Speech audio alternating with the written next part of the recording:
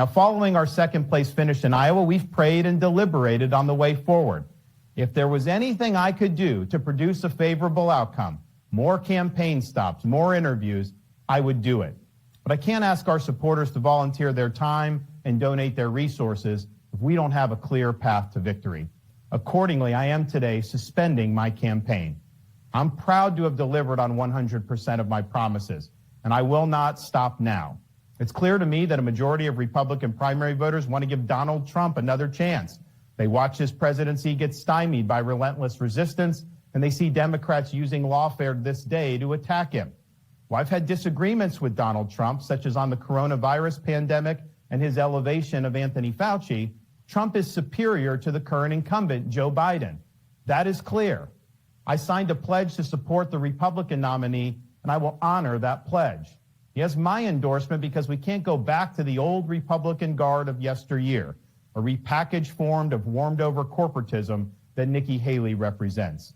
The days of putting Americans last, of kowtowing to large corporations, of caving to woke ideology are over. And that was the announcement that came yesterday. I got word that it was coming in, and then the video came, and there we are. So that's the latest with, big shakeup in the primary.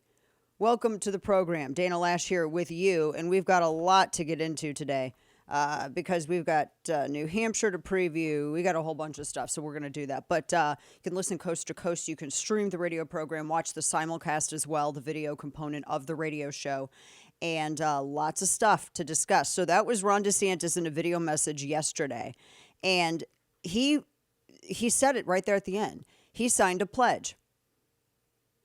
It's rare to see anybody in elected office who keeps their word. He signed a pledge. And he could have said, there's a number of things he could have done, honestly.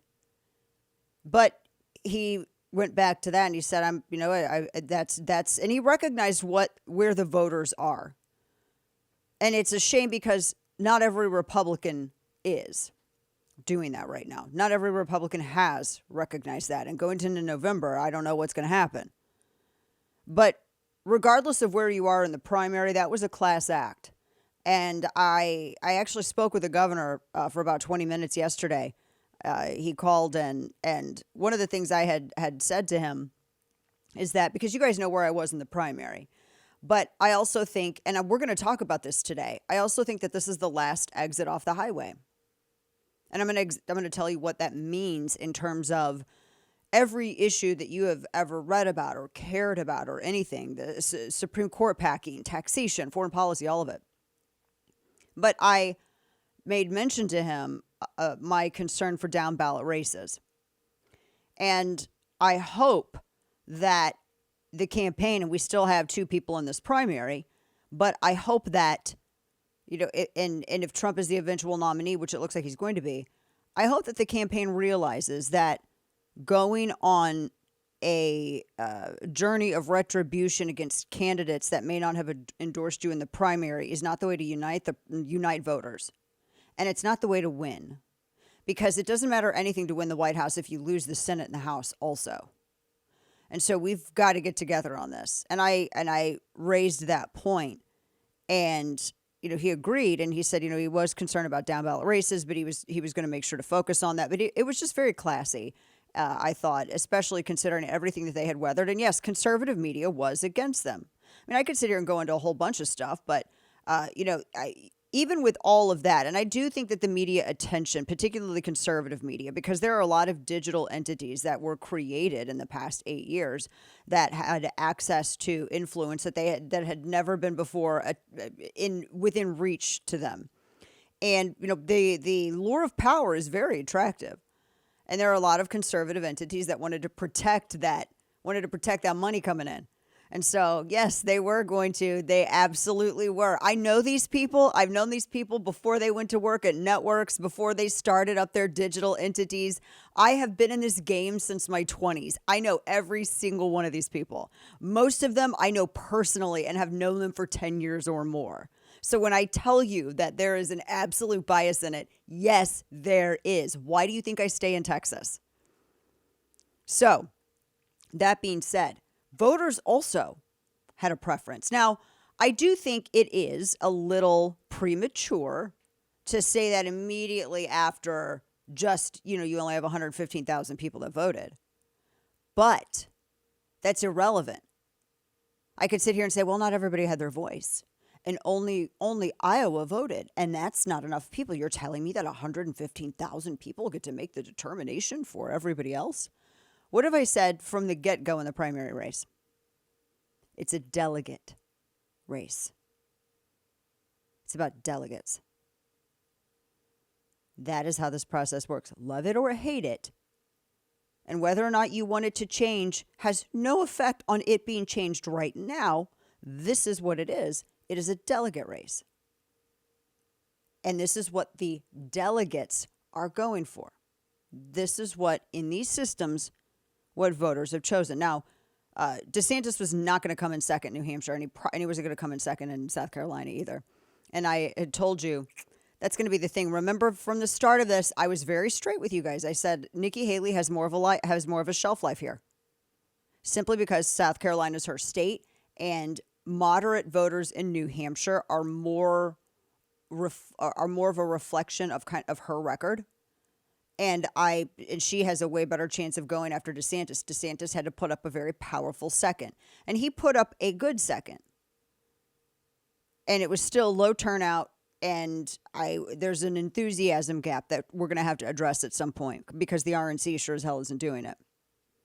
But it's a delegate race. So you can say, well, not everybody had their choice. It's unfair to say, oh, we don't do unfair in this. This is the delegate race. And he saw the writing on the wall, so you can too. Now, I say this as somebody who did not want the primary to turn out like this. But I also say this as someone who does not want Democrats packing the Supreme Court. I don't want to have half of my wealth stolen, seized unconstitutionally in the federal scheme of theft by the IRS via taxation every year. I don't want my money sent to Ukraine. I don't want my money spent on things like studying overweight lesbians. That was actually a study.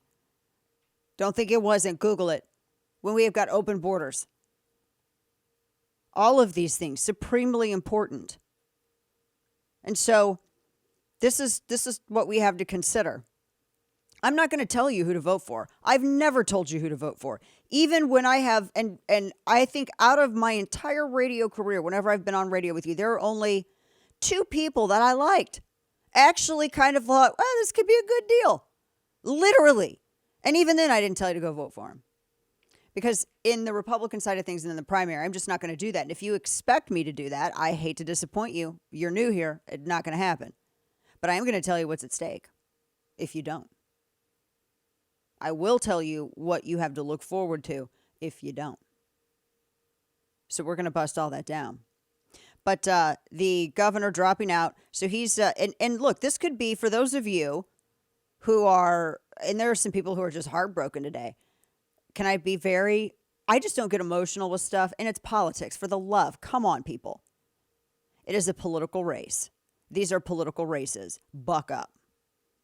You're made of stronger stuff than this, right? Good heavens. You think the founders took their ball, cried and took their ball and went home after they got into a fight at the committees of correspondence, or when they were sitting at King Street at the pub arguing over stuff? I mean, for crying out loud, Adams and Jefferson hated each other. Hated each other. And they worked for the common cause. Things were way nastier back then than they ever have been now. I know everyone thinks that politics are bad now. I think it was Adams that called Jefferson a hermaphrodite. I'm not joking. There are literal ads where he did that. Actually, find that old video. It was from Reason. It's like from years ago. They literally wrote the nastiest stuff about each other and they published it. I don't know why people are romanticizing history. It's always been a slap fight. Always. This is part of your American DNA. When did everybody get so damn sensitive? Now, there are certain people that I don't like and I think are absolute goblins. Now, that's for sure. I'm not going to name any of them, but you can probably guess who I think they are. But that aside, come on. I want to win more than I hate anybody. I What I hate more than anything else in this world is not winning. I hate not winning. Gosh, is it as much as I hate the ATF and IRS? I don't know. Is it? I mean, I really hate not winning. I hate spiders too, and I don't even know what's worse. If I hate not winning more, if I hate that, I don't know. I know they serve a purpose. Don't email me because I'll print it out and shoot holes in it at the range. But that said, we're just buck up. All these damn drama. I see people arguing and flipping all over. This primary did not go. I'm not going to tell you to vote for, and I'm not going to tell you to unify either. I'm not going to. You're a big kid. Figure out if you want to save the country or not and how to do it, how to best do it. I'm just here to give you information that you can act on. That is my goal. This is not nanny radio or nanny TV. So that being said, it used to be way nastier. The editorials and the infighting. So 2028, that could be, for those who are heartbroken over that, just look ahead to 2028. Because I really do think he's going to run in 28. This is his 1976. Remember, Reagan lost the primary in 1976 to Gerald Ford. And then later on, he lived to fight another day politically and went to become president. 2 terms. So just keep things in perspective. And I'll tell you this too, and then we're going to, I got to play that out because that's a real... we always play this when it gets into election season. The other thing too is that there's a lot at stake, and you need to be involved in your down ballot races. Complaining on Facebook or Twitter or Instagram or wherever is not the same thing as activism. It is not the same thing as getting involved in your community. I say this as someone who, even before I was on radio, was in the streets. That's how I literally got started.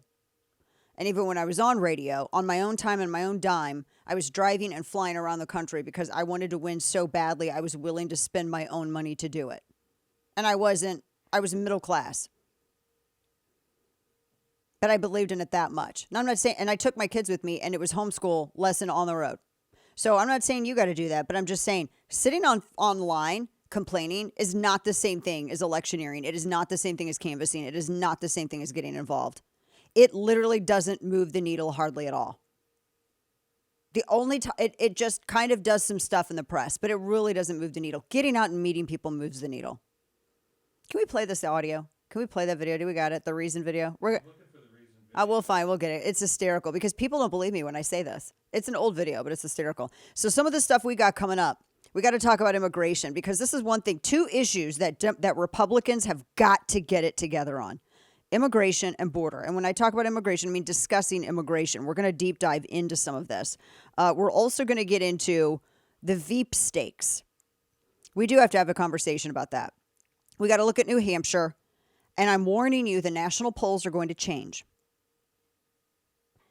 You got Democrats sitting on almost $200 million. Republicans are sitting on 9. The Republican Party is broke. The state parties are broke. Now is the time to figure out, we should have figured it out a little while ago. What is the RNC doing? Do they want to win? Because I'm not thinking they do.